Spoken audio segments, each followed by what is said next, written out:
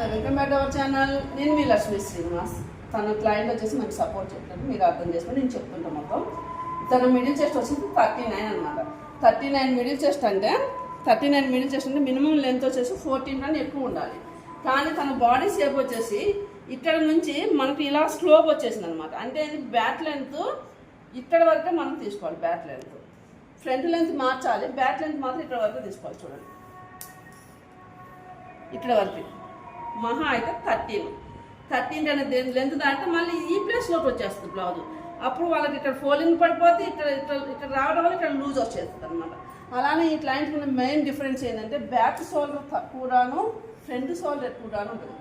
అది నేను చాలా బ్లౌజులు కుట్టిన తర్వాత ఐడెంటిఫై చేసి ఆ ప్రాబ్లం ఎలా వచ్చిందంటే మాస్టర్ చివరికి కనుక్కున్నారు అనమాట. అలానే వీళ్ళకి లెంత్ బ్యాక్ లెంత్ 13.5 కానీ ఎక్కువ పెట్టకూడదు, ఫ్రంట్ లెంత్ మాత్రం 15 వరకు పెట్టాలన్నమాట.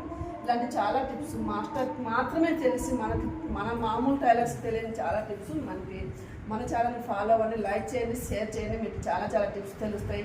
ఇంకా మీరు ఊహించని టిప్స్ చెప్పడానికి నేను రెడీగా ఉన్నాను అనమాట. లైక్ చేస్తానని ఆశిస్తూ మీ లక్ష్మీ శ్రీనివాస్.